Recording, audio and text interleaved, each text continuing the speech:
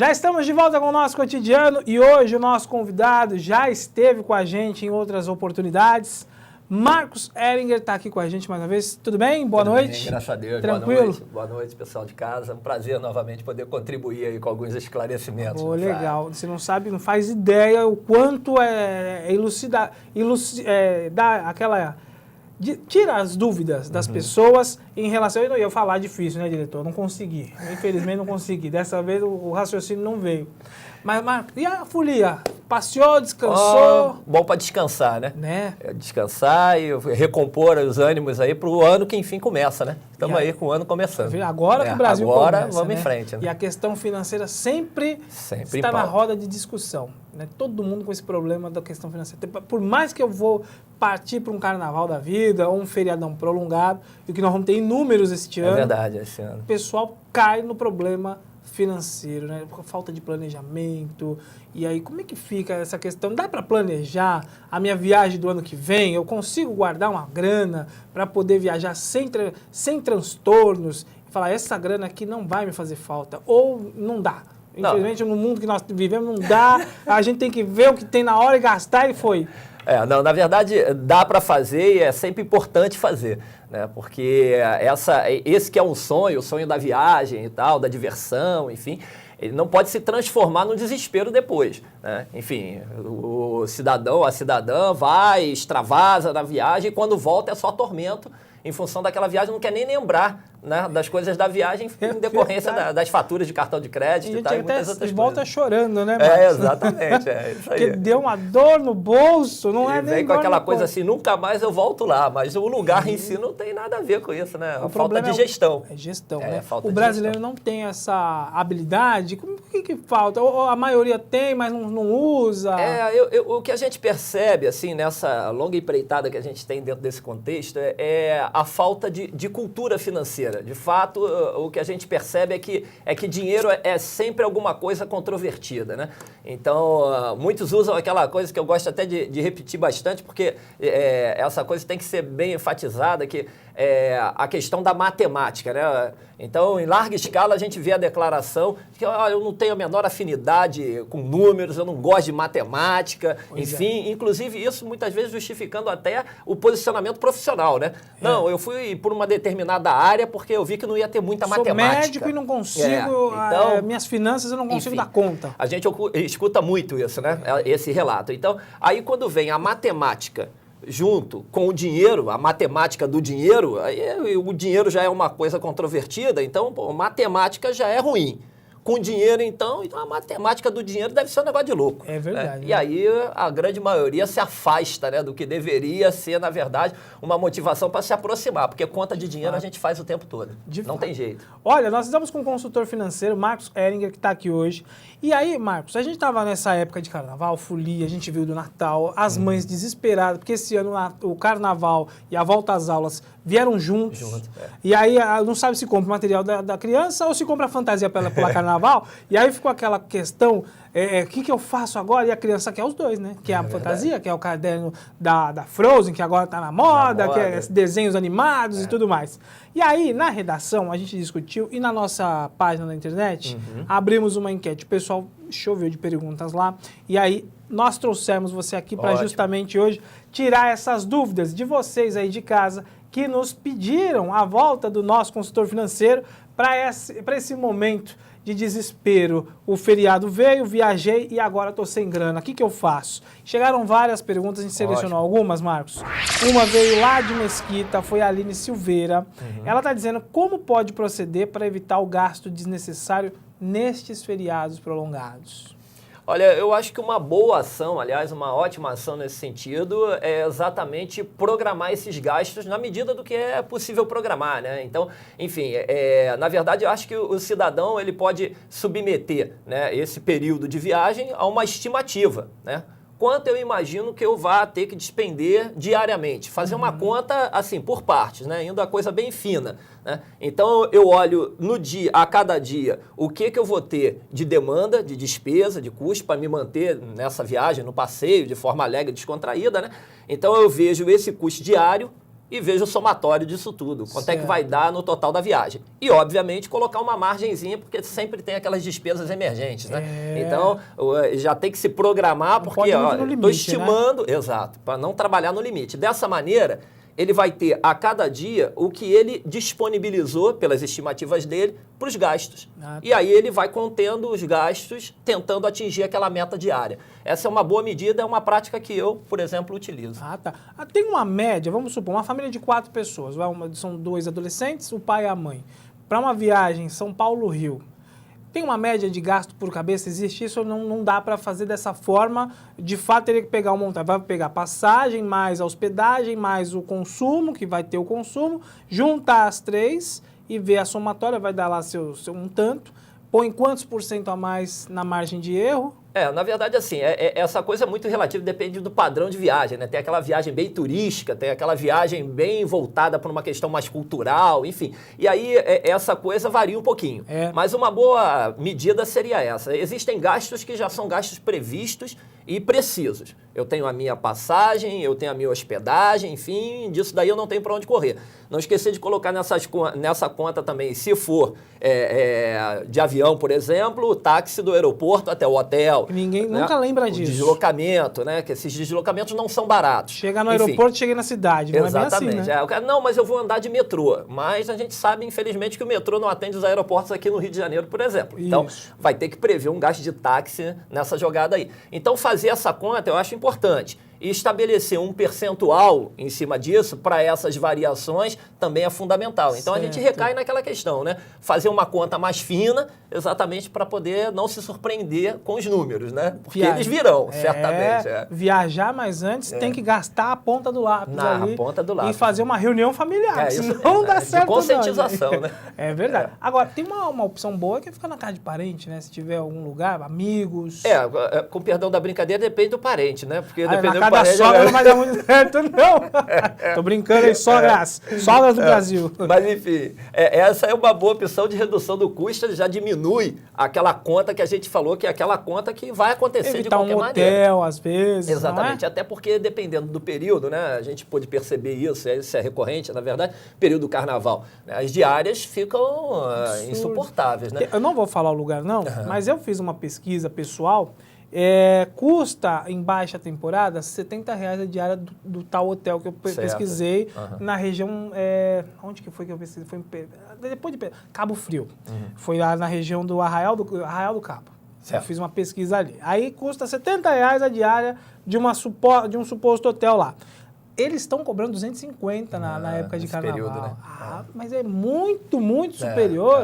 É quase 200... 4 vezes, né? Exatamente. E isso é viável por lei? Pode ser feito isso? Não, sim, porque na verdade quem comanda esse tipo de valor é a força de oferta e demanda. A liberdade para fazer o preço que ele quer. Ela está naquele padrão. Existe um número de quartos, né, que está disponível, número esse que está disponível ali no mercado.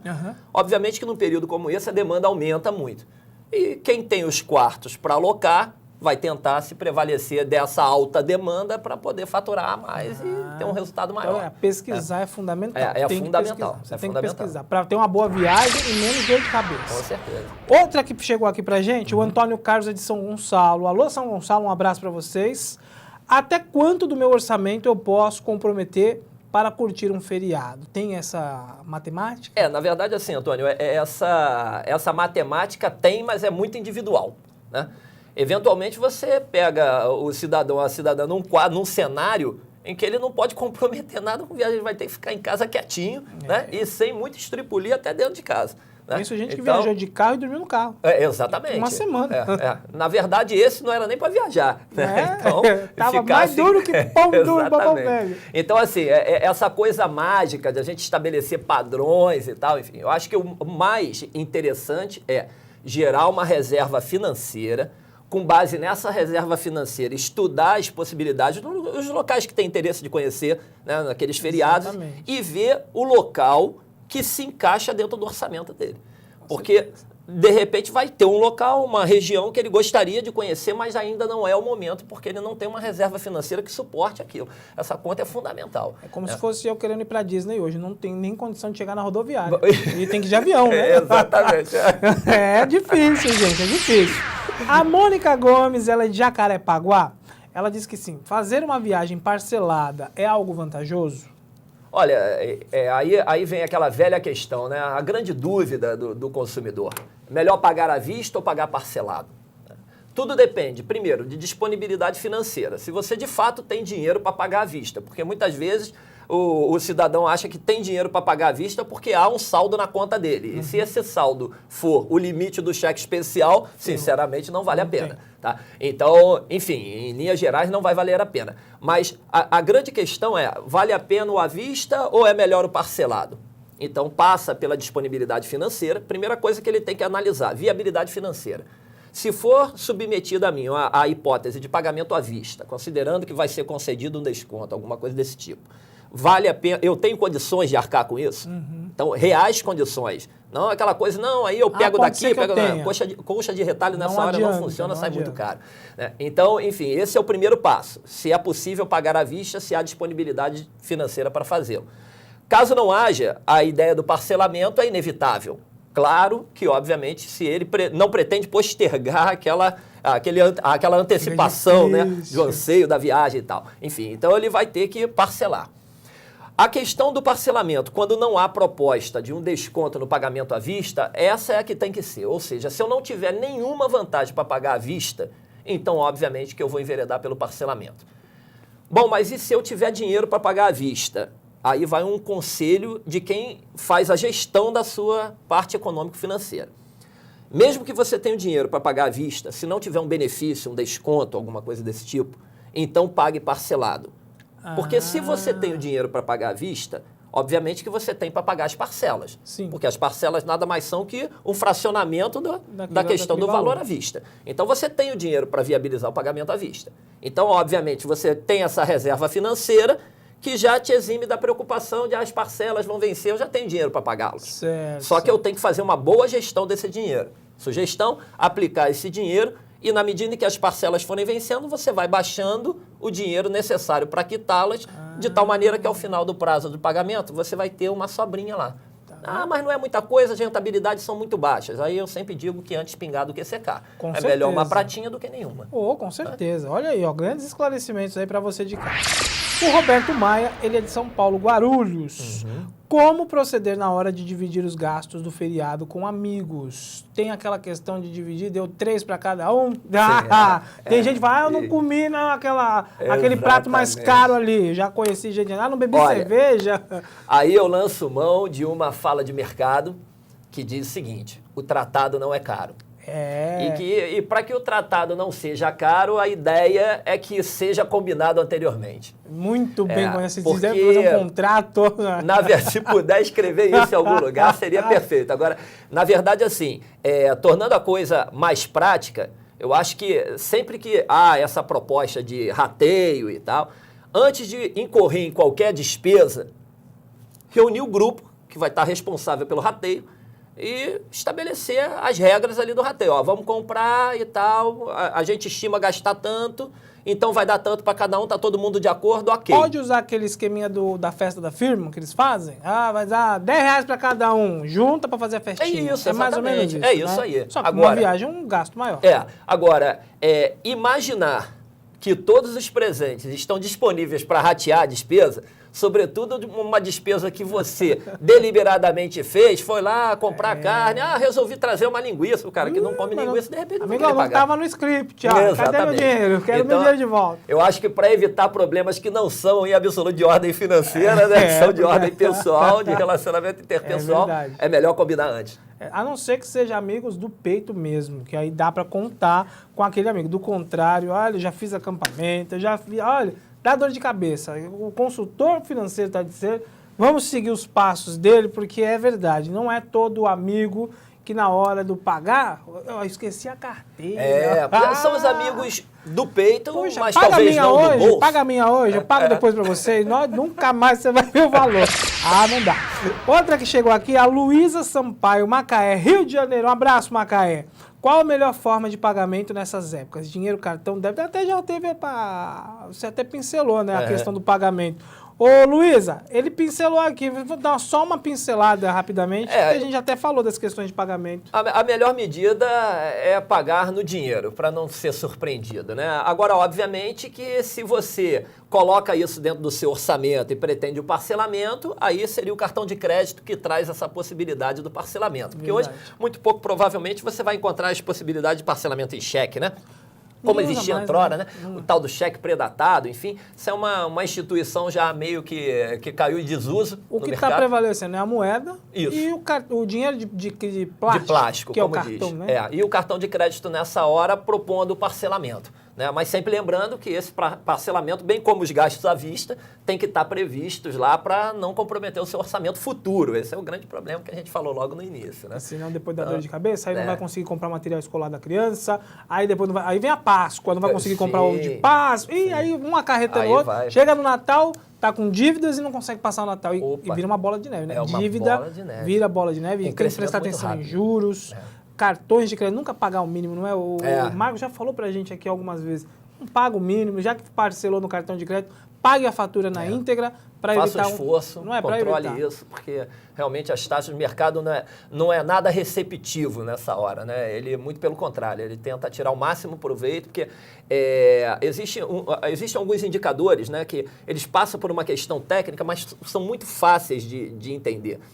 Quando o cidadão, o cliente, né, a instituição financeira observa que o cliente está enveredando de forma muito recorrente por essas linhas de crédito de curto prazo, quais sejam, cheque especial, rotativo de cartão de crédito. E ele já começa, a instituição, melhor, ela já começa a perceber que ela precisa tirar o máximo ganho enquanto ainda respira esse cliente. Por quê? Porque sabe que quem está nesse tipo de crédito é porque está com um chamado problema de fluxo de caixa. As contas a receber estão vencendo antes das contas, a pagar estão vencendo antes das contas a receber. Ou seja, ele tem que pagar e não tem dinheiro para fazer, ele só vai ter dinheiro na frente. Aí ele presta, paga e aí ele vai fazendo aquela coisa do famoso cobertor curto, né? É diferente de um financiamento de longo prazo, que você pode estar, por exemplo, captando recurso para adquirir uma sala comercial que vai gerar divisas para você ou vai desonerar o pagamento de aluguel do teu escritório. Né? Enfim, isso é promissor à frente. Agora, um crédito de curto prazo, geralmente, é porque em algum momento a tendência é grande do cidadão, do cliente se embolar. Então, o banco cobra alto, porque o risco dele aumenta muito. Com certeza. Porque ele sabe também que se continuar nessa ciranda, vai chegar uma hora que não vai mais aguentar pagar. Com certeza. É nocivo demais. É demais. Nosso consultor financeiro, Marcos Heringer, aqui no cotidiano, tirando essas dúvidas da folia que estamos vivendo agora, mas dos longos, porque são vários que nós vamos ter esse ano, de feriados prolongados. Vai todo mundo enforcar dias e mais dias aí, e aí tem que ter dinheiro para gastar, hein, Marcos? Opa! Tem que ter uma grana para gastar. E outro assunto, eu vou até deixar no ar aqui um outro assunto, a portabilidade. Sim. Tem um assunto bacana para a gente discutir em breve. Isso é interessantíssimo. Aí. Portabilidade de crédito, você pode mudar de banco, taxas menores. Eu vou convidar o Marcos para ele voltar mais vezes aqui, uma outra oportunidade, e é o tempo de você também mandar suas questões para a gente discutir também a portabilidade. Muita gente perguntando como tem medo de trocar de banco, enfim, nessa onda de cartão de crédito, taxas e mais taxas, dá pra gente procurar um banco e mudar e pagar menos, né? Sim, em alguns casos. Site ou e-mail? Sim, temos o site www.peritosjudiciais.com. Lá encontra os nossos contatos, e-mail de contato, enfim, e aí pode ficar à vontade de mandar as dúvidas que a gente está à disposição. Peritos Judiciais? Peritosjudiciais.com. Gente, você tem lá acesso ao Marcos e toda uma equipe preparada para te ajudar. Marcos, mais uma vez, muito obrigado por ter vindo aqui no nosso programa. E agora a gente vai falar também de portabilidade numa próxima, tá legal? Estamos à disposição. É isso aí, gente. Eu vou fazer um rápido intervalo comercial. Obrigado a todos que participaram aqui das perguntas. Já já eu volto, são 2 minutos. Eu faço parte do seu cotidiano. Até já.